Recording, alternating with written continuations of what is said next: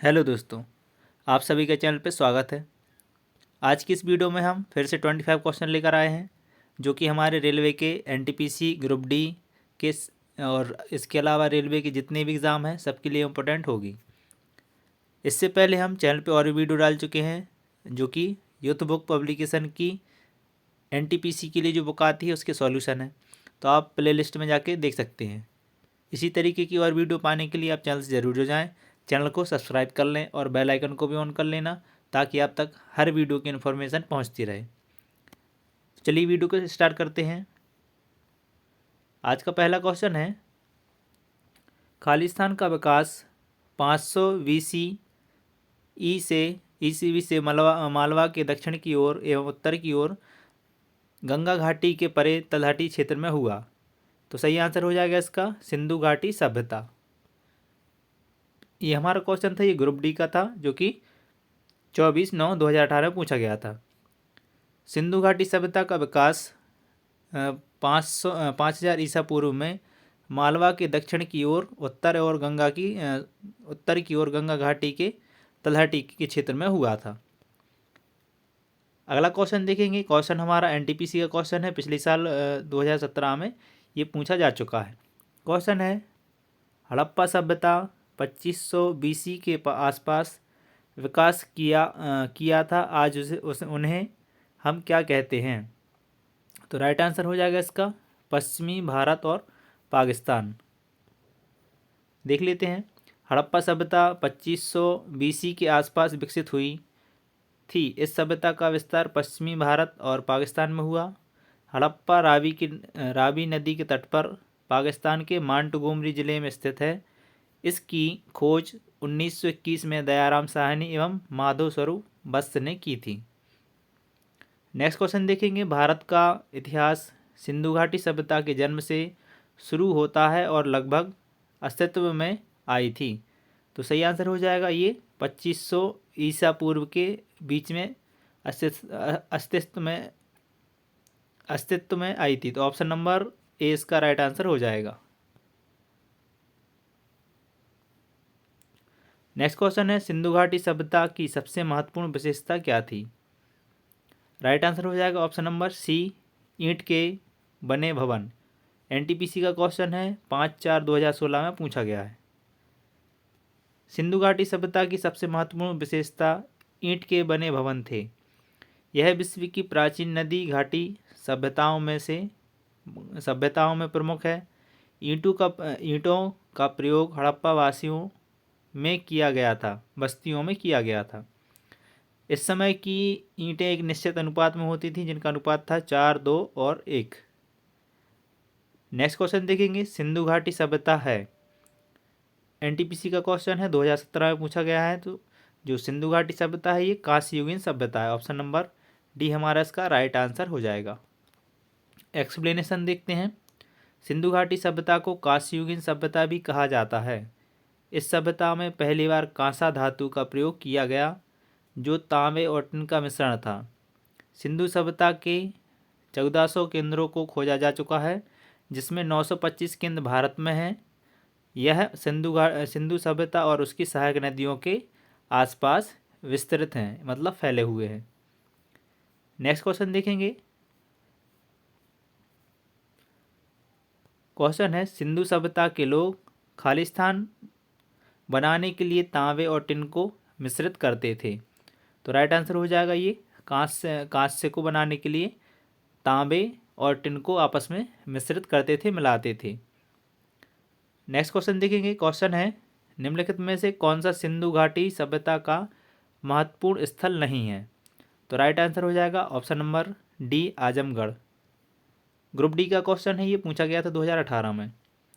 Explanation देखेंगे। सिंधु सभ्यता या सैंधव सभ्यता नगरीय सभ्यता थी। सैंधव सभ्यता के प्रमुख स्थल मोहनजोदड़ो, हड़प्पा, चन्हूदड़ो, लोथल, बनावली, धौलावीरा, राखीगढ़ी एवं कालीबंगन, अर्थात सिंधु सभ्यता में आजमगढ़, जो कि यूपी में है, इसका कोई स्थान नहीं था। नेक्स्ट, मोहनजोदड़ो नाम का अर्थ खालिस्तान में मुर्दों का टीला है। तो राइट आंसर हो जाएगा ये सिंधी में इसको बोलते हैं मुर्दों का टीला, मोहनजोदड़ो को। सिंधी भाषा में मोहनजोदड़ो का अर्थ मृतकों का टीला है। यह दुनिया का सबसे पुराना, नियोजित एवं उत्कृष्ट शहर माना जाता है। सिंधु घाटी सभ्यता का सबसे परिपक्व शहर है। नेक्स्ट देखेंगे, ये क्वेश्चन पूछा गया था एनटीपीसी में 11/4/2016 में। शिफ्ट थर्ड का क्वेश्चन है। क्वेश्चन है, हड़प्पा के लोग निम्नलिखित भगवान में से किसकी पूजा नहीं करते थे? तो राइट आंसर हो जाएगा ऑप्शन नंबर बी। एक्सप्लेनेशन है, मोहनजोदड़ो की एक मोहर पर स्वास्तिक चिन्ह तथा एक त्रिमुखी पुरुष को सिंहासन पर योग मुद्रा में बैठे दिखाया गया है, जिसे शिव का आदि रूप माना जाता है। इसके दाएं तरफ हाथी एवं बाघ तथा बाएं तरफ गैंडा एवं भैंसे का अंकन है। हड़प्पा सभ्यता के लोग धरती को उर्वरता की देवी मानकर इसकी पूजा करते थे।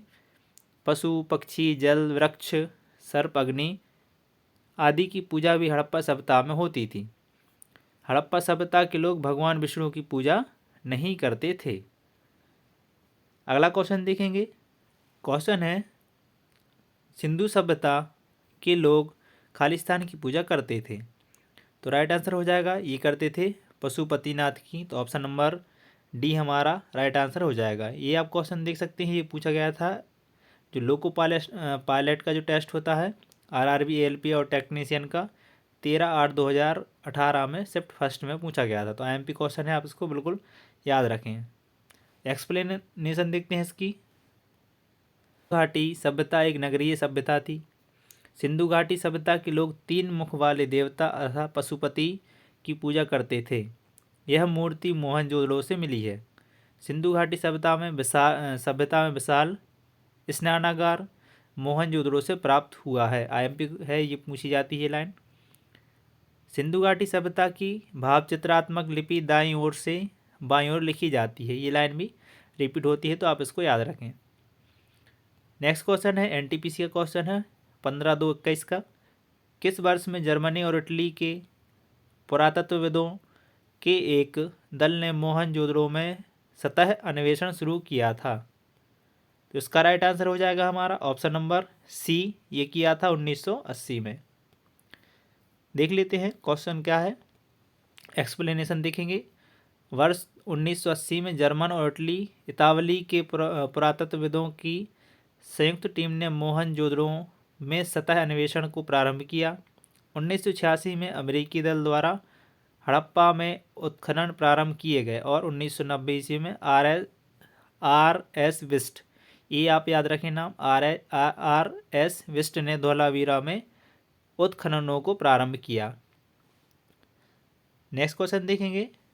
हड़प्पा सभ्यता की मोहरों पर निम्नलिखित में से कौन सा पशु अक्सर देखा जाता था? एनटीपीसी का क्वेश्चन है 2021 का। सही आंसर हो जाएगा बैल। हड़प्पा सभ्यता में पाई गई मोहरें आयताकार, गोलाकार, वर्गाकार एवं बेलाकार थीं। आईएमपी लाइन ही ये लाइन पूछी जाती है, इसको आप याद रखें। इन मोहरों पर हाथी, गेंडा, बाघ, बकरी व बैल जैसे पशुओं की आकृतियां विद्यमान थीं। उल्लेखनीय है कि हड़प्पा सभ्यता की मोहरें मध्य एशिया के उम्मा और उर शहरों में तथा इनके साक्ष्य मोहनजोदड़ो, लोथल तथा कालीबंगन से मिले हैं, जिससे इनके व्यापारिक क्रियाकलापों का बोध होता है। नेक्स्ट क्वेश्चन है, निम्नलिखित में से कौन सा हड़प्पा स्थल शिल्पकलाओं के उत्पादन से संबंधित नहीं है? तो राइट आंसर हो जाएगा ऑप्शन नंबर बी, मांडा। ये क्वेश्चन आरआरबी एनटीपीसी में पूछा गया था 2021 में। एक्सप्लेनेशन है, जम्मू कश्मीर में चिनाब नदी के दाएं तट पर स्थित सिंधु सभ्यता का मांडा स्थल शिल्पकलाओं के उत्पादन से संबंधित नहीं है, जबकि पातालकोट से बहुतायत में सीप की बनी चूड़ियों के टुकड़े प्राप्त हुए हैं तथा चन्हूदड़ों से वक्राकार ईंटें प्राप्त हुई हैं। याद रखें आप कि चन्हूदड़ों से वक्राकार ईंटें प्राप्त हुई हैं। नागेश्वर से शंख से बनी वस्तुएं, चूड़ियाँ, करछियाँ तथा पंचीकारी की वस्तुएं प्राप्त हुई हैं। नेक्स्ट क्वेश्चन देखेंगे। अब नेक्स्ट क्वेश्चन जो है हमारे वो वैदिक सभ्यता से रिलेटेड होंगे। पहला क्वेश्चन है, ऋग्वेद में 1028 सूक्त हैं, जिसे 10 पुस्तकों में वर्गीकृत किया गया है, जिन्हें खालिस्तान के नाम से जाना जाता है। तो सही आंसर हो जाएगा, इन्हें मंडल के नाम से जाना जाता है। क्वेश्चन आप देख सकते हैं एनटीपीसी में पूछा गया है और स्टेज 2 का 2022 में जो पिछली परीक्षाएं हुई थी उसमें पूछा गया था। तो क्वेश्चन इंपॉर्टेंट है, याद रखें आप इसको।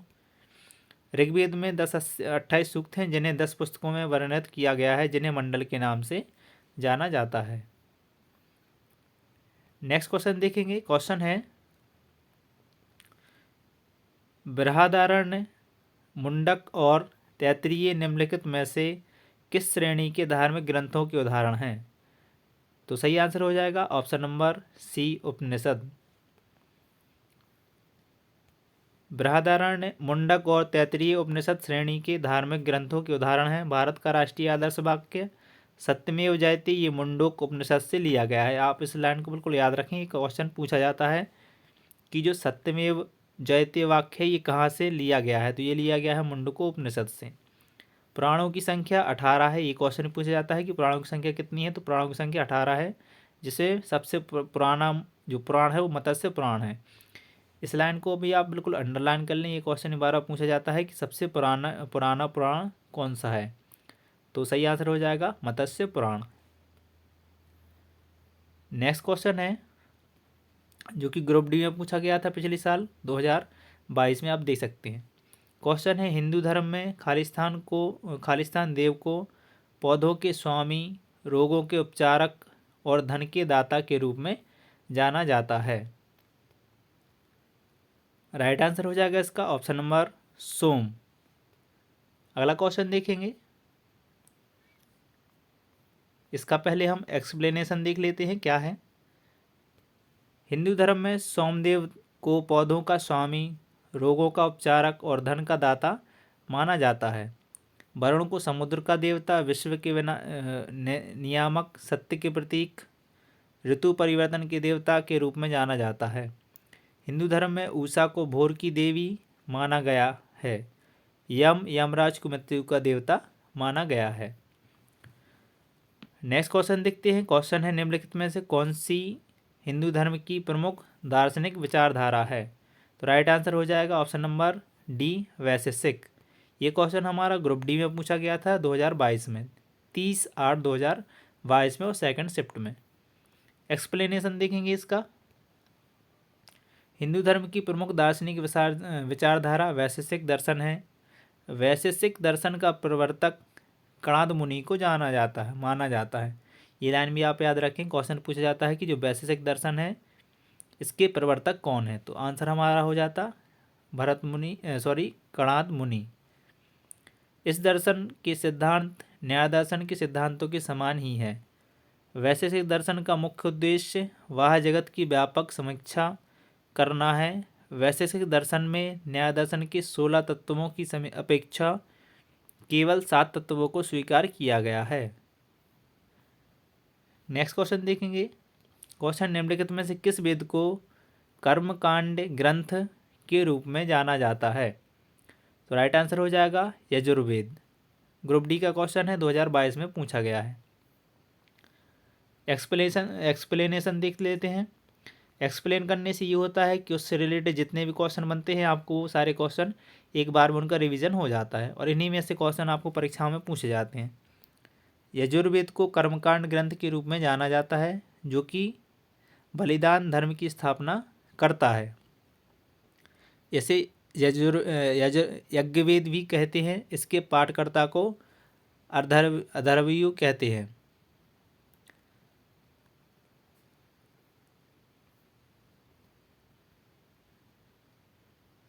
अथर्वयु कहा जाता है। इसमें यज्ञों के नियम, विधि विधानों का संकलन तथा बलिदान विधि का वर्णन मिलता है। यह एक ऐसा वेद है जो गद्य एवं पद्य दोनों में है। क्वेश्चन पूछा जाता है कि ऐसा कौन सा ग्रंथ है जो दोनों में है? तो गद्य और पद्य में दोनों में है, तो वो हो जाएगा हमारा यजुर्वेद। जबकि ऋचाओं के क्रमबद्ध ज्ञान के संग्रह का ऋग्वेद कहा जाता है। इसमें 10 मंडल, 1028 सूक्त एवं लगभग 10,600 ऋचाएँ हैं। इसके ऋचाओं को पढ़ने वाले ऋषि को होत्र कहते हैं। सामवेद में यज्ञों के अवसर पर गाए जाने वाले ऋचाओं मंत्रों का संकलन है। इसके पाठककर्ता को उद्गाता कहा जाता है तथा अथर्ववेद अथर्वा ऋषि द्वारा रचित है, जिसमें कुल 731 सूक्त हैं और 6000 मंत्र हैं। नेक्स्ट क्वेश्चन है यजुर्वेद खाली स्थान से संबंधित है, तो ये संबंधित है यज्ञों के अनुष्ठान से। ऑप्शन नंबर बी हमारा इसका राइट आंसर हो जाएगा। यजुर्वेद का संबंध यज्ञों के अनुष्ठानों तथा मंत्रों के संग्रह से है। 4 वेदों ऋग्वेद, सामवेद, यजुर्वेद, अथर्ववेद में यजुर्वेद तीसरा वेद है। यजुर्वेद की 2 शाखाएं हैं, कृष्ण यजुर्वेद और शुक्ल यजुर्वेद। क्वेश्चन पूछा जाता है कि ऐसा कौन सा ग्रंथ है, कौन सा वेद है जिसकी 2 प्रमुख शाखाएं हैं, तो हमारा आंसर हो जाएगा उसका यजुर्वेद। क्वेश्चन देखेंगे। क्वेश्चन अभी जो हम डिस्कस कर रहे थे वही क्वेश्चन आया है। क्वेश्चन है यजुर्वेद की कितनी शाखाएं हैं। आप ये क्वेश्चन देख सकते हैं कब का है, ये 13/9/2022 में आया था। तो सही आंसर हो जाएगा इसका ऑप्शन नंबर 2। यजुर्वेद की 2 शाखाएं हैं, तो ऑप्शन नंबर बी हमारा इसका राइट आंसर हो जाएगा। यजुर्वेद की 2 शाखाएं हैं, शुक्ल यजुर्वेद और कृष्ण यजुर्वेद। यजुर्वेद की 85 शाखाओं की चर्चा मिलती है, किंतु आज उसमें से केवल ये 4 ही उपलब्ध हैं। कठ और कापेट्ठल शुक्ल यजुर्वेद की 2 शाखाएं हैं तथा कृष्ण यजुर्वेद की शाखाएं कण्व और मध्य नंदिनी हैं। अगला क्वेश्चन देखेंगे। वैदिक ग्रंथों के अनुसार संग्रहित्री का कार्य क्या था। तो सही आंसर हो जाएगा इसका ऑप्शन नंबर ए। ये कोषाध्यक्ष या खजांची कहलाते थे संग्रहित्री। एक्सप्लेनेशन देखेंगे इसका। वैदिक ग्रंथों के अनुसार संग्रहित्री का अर्थ है कोषाध्यक्ष, खजांची।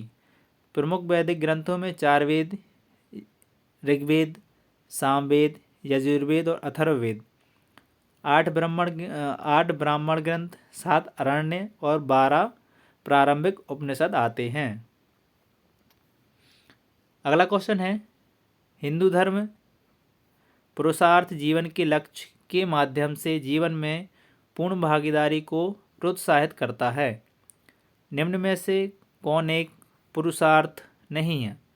तो सही आंसर हो जाएगा उसका ऑप्शन नंबर बी, सत्व। ये क्वेश्चन भी ग्रुप डी का है और 30/9/2022 में ये पूछा गया था। प्राचीन काल में मनुष्य के उद्देश्यपूर्ण जीवन को व्यतीत करने हेतु आश्रम व्यवस्था का निर्धारण किया गया था। निर्धारित आश्रम व्यवस्था की सफलता पुरुषार्थ पर निर्भर थी। ये पुरुषार्थ हैं धर्म, अर्थ, काम और मोक्ष। 4 पुरुषार्थ हैं, धर्म, अर्थ, काम और मोक्ष। इन्हें चतुर्वर्ग भी कहा गया है। पुरुषार्थ के अंतर्गत मनुष्य भौतिक सुखों का उपभोग करते हुए धर्म का भी समान रूप से अनुसरण करके मोक्ष का अधिकारी होता है। अगला क्वेश्चन देखेंगे। क्वेश्चन है वैदिक निम्नलिखित में से कौन सा ग्रंथ वैदिक साहित्य का हिस्सा नहीं है। तो राइट आंसर हो जाएगा इसका हमारा ऑप्शन नंबर सी, पिटक। वेद हिंदू धर्म के आधारभूत ग्रंथ हैं जिनकी संख्या 4 है। 4 कौन कौन से ग्रंथ हैं? ऋग्वेद, यजुर्वेद, अथर्ववेद और सामवेद। इन सभी वेदों के ब्राह्मण, आरण्य तथा उपनिषद हैं। चारों वैदिक संहिताएं तथा इनके ब्राह्मण, अरण्य तथा उपनिषद मिलाकर वैदिक साहित्य कहलाते हैं। जबकि पिटक बौद्ध धर्म की एक प्रमुख पुस्तक है। बौद्ध धर्म में पिटकों का वेदों हिंदू धर्म में के समान ही महत्व है। पिटक 3 तरह के होते हैं, विनय पिटक, सुत्त पिटक और अभिधम्म पिटक। विनय पिटक में बौद्ध धर्म व संघ के नियमों का संकलन है। सुत्त पिटक में बौद्ध धर्म के सिद्धांतों का संकलन है और अभिधम्म पिटक में इसमें दार्शनिक क्रियाकलापों की व्यवस्था की गई है। ये क्वेश्चन पूछे जाते हैं कि किस पिटक में किस तरीके के प्रबंधन किए गए हैं। अगला क्वेश्चन देखेंगे, हिंदू धर्म में इनमें से किस देवता को सृजनकर्ता माना जाता है? तो राइट आंसर हो जाएगा option number B, Brahma. Explanation देखेंगे, हिंदू धर्म के सृजनकर्ता का देवता ब्रह्मा को माना जाता है। भगवान विष्णु को इस सृष्टि के संचालककर्ता के रूप में तथा भगवान शिव को सृष्टि के विनाशक के रूप में जाना जाता है। अगर आपको ये जो यूथ पब्लिकेशन की जो बुक है अगर आपको लेनी है तो आप डिस्क्रिप्शन में इसकी मैं लिंक दे दूंगा, आप वहाँ से इसको परचेस कर सकते हैं। अगला क्वेश्चन है, ऐतरेय उपनिषद खालिस्तान के ऐतरेय अरण्य की दूसरी पुस्तक के चौथे, पाँचवें और छठे अध्याय से संबंधित है और इसे सबसे पुराना उपनिषद माना जाता है। तो राइट आंसर हो जाएगा इसका हमारा ऑप्शन नंबर ए, ऋग्वेद। ये क्वेश्चन ग्रुप डी का है और 23/8/2022 में पूछा गया था। देख लेते हैं एक्सप्लेनेशन क्या है इसका।